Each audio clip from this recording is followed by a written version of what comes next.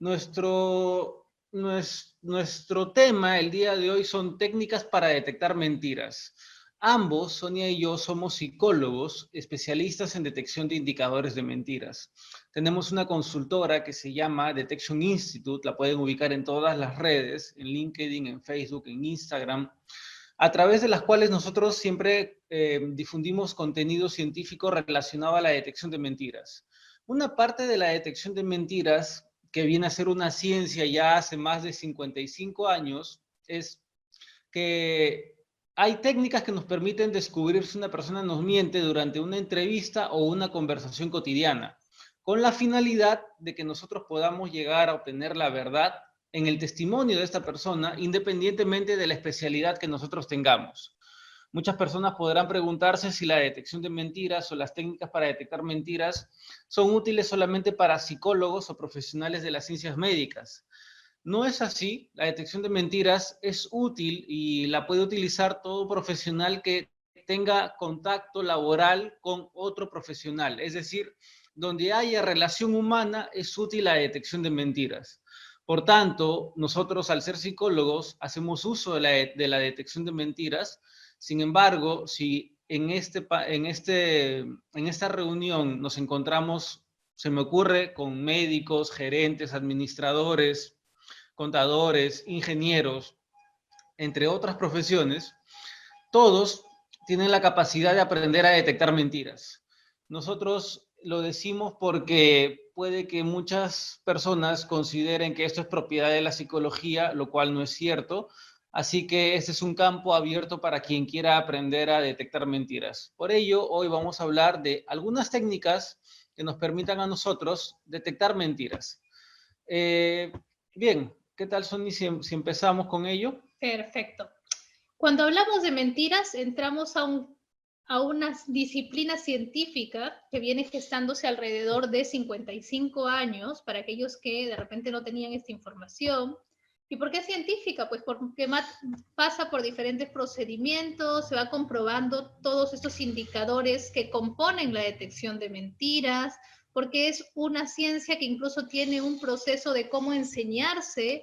A nivel mundial hay muchos estudiosos y el día de hoy vamos a centrarnos entonces en estas técnicas para detectar mentiras. Bien, ustedes pueden ver aquí, esa es nuestra hoja de vida. Soy el gerente de Detection Institute, yo soy director. Aparte de la detección de mentiras, somos psicoterapeutas e investigadores en todo lo concerniente a la detección de mentiras. Uno de los temas que nace a partir del análisis de la mentira es el análisis de la honestidad.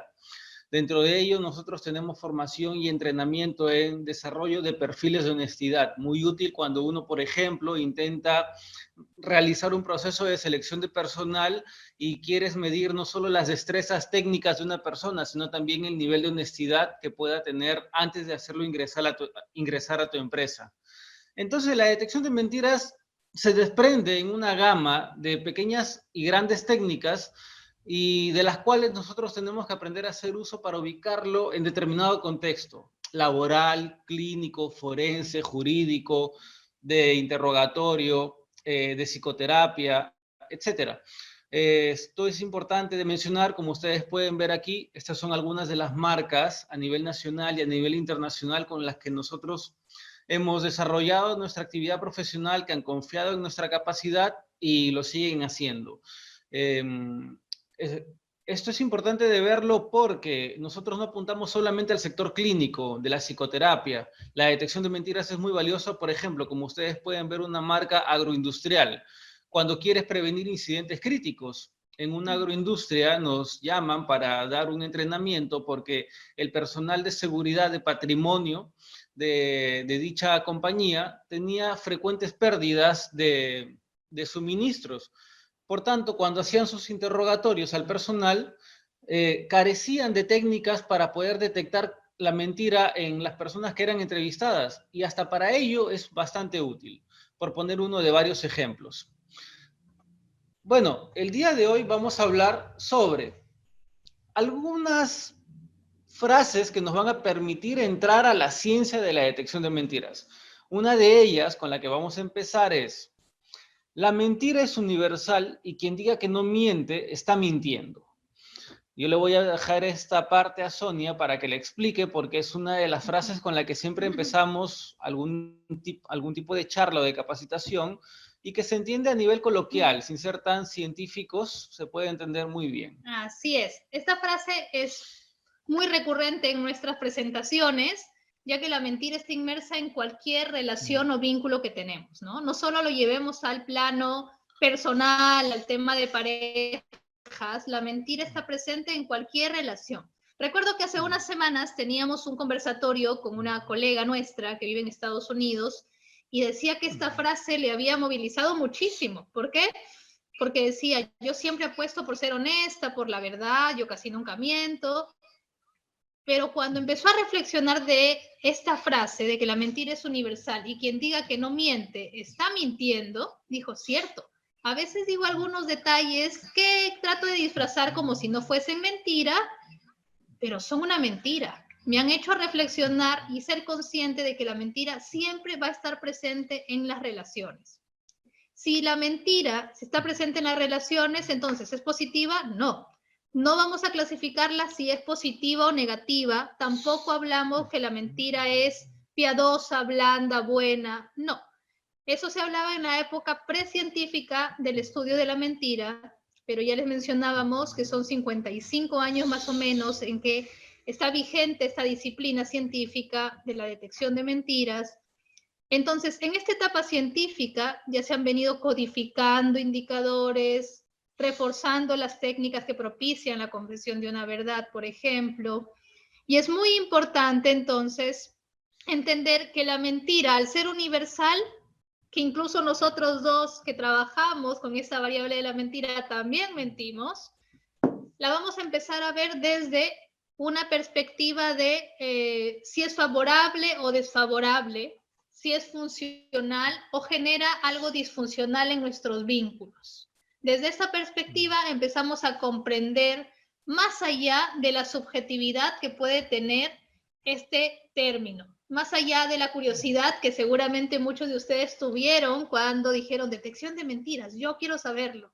Es entender si la mentira está siendo funcional o está siendo disfuncional en el contexto o vínculo en el que yo me estoy desarrollando, y ya no nada de piadosa, ni blanda, ni buena.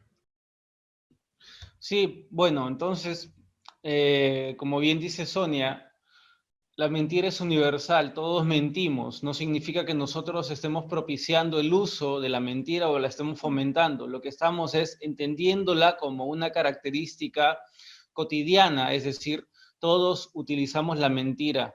Es probable que incluso antes de conectarse a esa transmisión en vivo, muchos de ustedes hayan dicho alguna mentira. Y bueno, cuando hablamos de mentira hay que reunir tres criterios que es importante que los conozcamos. Para que exista mentira tienen que haber estos tres criterios. El primer criterio tiene que ver con que sea un acto deliberado. Toda mentira viene a ser un acto voluntario o deliberado, es decir, la persona es consciente de que está mintiendo y lo hace voluntariamente. Criterio número 2, para que exista mentira debe existir en la persona que miente un proceso que se llama edición mental. ¿Esto qué significa? Que la persona coge la información verdadera que conoce, en su mente la transforma en información falsa y cuando la va a divulgar, esta información falsa la muestra como si fuera información verdadera. A eso le llamamos edición mental. Y el tercer criterio viene a ser que todas las mentiras tienen un propósito, que es despistar, es decir, llevar por otro camino a la persona a la cual vamos a mentir. Para que existan mentiras siempre tienen que haber esos tres criterios. Voy a resumirlos nuevamente para que lo tengan a la mano. Tiene que ser un acto deliberado, deliberado es lo mismo que voluntario. 2, tiene que existir un proceso de edición mental, es decir, la persona debe transformar la información verdadera en falsa y una vez transformada en falsa, mostrarla como si fuera verdadera.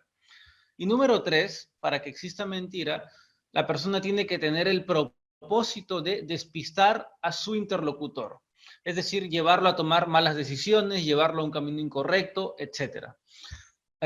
Por tanto, ya no hablamos de mentiras buenas o malas o mentiras piadosas. Eso era conocimiento popular. Ya a nivel científico nosotros hablamos de mentira a nivel de criterios. Bien, ahora, saltándonos un poquito el guión, porque a veces fluimos mejor sin tanto protocolo, pero esto lo pusimos como referencia también.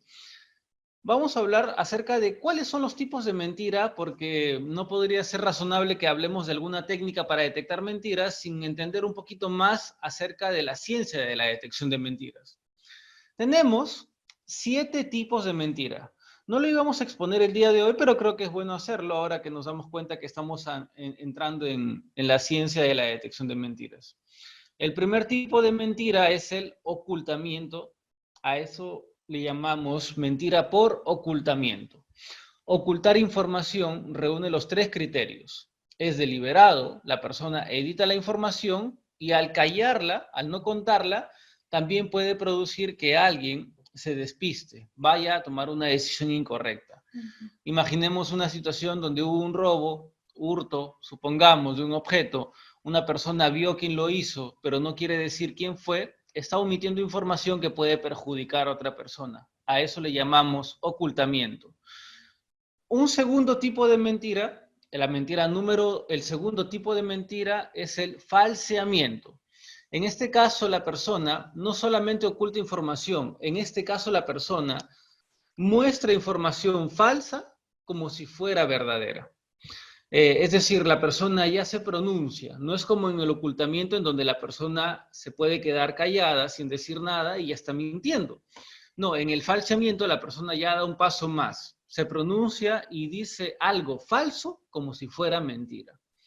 Esto es más arriesgado puesto que la persona ya se expone, ya está dando una versión, ya está argumentando un incidente y bueno, es un poco más difícil de desarmar ese tipo de mentira porque la persona ha tomado otro tipo de riesgos. Luego tenemos el tercer tipo de mentira que es el encubrimiento. Y en el encubrimiento se combinan las dos primeras. Podemos ocultar o falsear o ambas, pero por una persona más. Y este vínculo, esta persona de más, puede ser que tengamos un vínculo positivo o un vínculo negativo. Imaginemos, con el ejemplo que Johan les dio, que nosotros presenciamos el hecho de un robo, ¿no? Pero el cómplice de esta persona nos amenazó. Justo antes de que llegue la policía nos amenazó y nos dijo, si tú hablas, ya conozco dónde vives y lo que te va a pasar, las consecuencias, vas a asumir las consecuencias. Entonces, cuando piden la declaración, esta persona decide ocultar la información y además encubrir, que ya es un tipo de mentira, porque de manera deliberada hago un proceso de edición y digo, no sé nada, yo no he visto nada, y con un propósito que es despistar y que no me pregunten más. Pero este tipo de vínculo, por ejemplo, fue un vínculo negativo, pero utilicé el encubrimiento. Lo mismo se puede aplicar para un vínculo positivo, que se da en muchísimos casos, si algunos están, por ejemplo, queriendo desarrollar su trabajo o su campo de trabajo en lo forense, en lo jurídico, hay muchísimos también tipos de mentira por encubrimiento, por vínculos positivos. Nos sacrificamos, decimos la mentira por el vínculo positivo que tenemos. Luego del encubrimiento tenemos el cuarto y el quinto tipo de mentira que vienen a ser la simulación y la disimulación. Ambas van de la mano, la simulación y la disimulación. ¿Qué quiere decir esto? Cuando una persona, por ejemplo, utiliza el tipo de mentira por simulación, hace aparecer dentro de su personalidad características que en su vida cotidiana no tiene. Supongamos, hablamos de una persona que postula a un puesto de trabajo y en su vida cotidiana siempre es una persona, supongamos, bastante independiente, demasiado aislada, no le gusta trabajar en equipo, pero postula un trabajo y quiere proyectar una imagen deseable para el perfil de puesto y él no tiene la característica de ser proactivo y de trabajar bien en equipo, pero por simular un mejor perfil, él va a simular, valga la redundancia, que sí puede trabajar en equipo, que tiene cooperación, que tiene capacidad de integración, entre otras características que en su vida cotidiana no tiene. A eso le llamamos simulación. La persona ya ejecuta algo más allá que una simple mentira. Puede incluso llegar a fingir a nivel teatral. Puede teatralizar una personalidad que no tiene con tal de obtener un beneficio para él o para perjudicar a alguien más. También tenemos, por tanto, el siguiente tipo de mentira, que es la disimulación, que viene a ser lo opuesto a la simulación. Una característica de su personalidad, en este caso, la persona la omite o la oculta con la intención de que no sea percibida. Supongamos nuevamente en el ejemplo de un caso de selección de personal. Si la persona es una persona que en su vida cotidiana tiende a ser agresiva y violenta, y cada vez que discute, pelea y puede llegar a golpear a alguien, eso obviamente no lo quiere mostrar en una postulación a un puesto de trabajo. Entonces va a disimular que es una persona tranquila y que maneja bien el estrés. En estos pequeños ejemplos nos damos cuenta de los tipos de mentira que vamos mencionando hasta el momento, que empiezan por el ocultamiento, el falseamiento, el encubrimiento, la simulación y la disimulación. Y finalmente, solo para hacer mención, existen dos últimos tipos de mentira más, pero que ya tienen que ver con un campo más clínico, más psicopatológico, que vienen a ser la mitomanía y la mixtificación, que son dos tipos de mentira clínicas que requieren tratamiento multidisciplinario. Pero no los vamos a explicar porque ya entramos a un terreno demasiado médico que no viene al caso para la transmisión del día de hoy.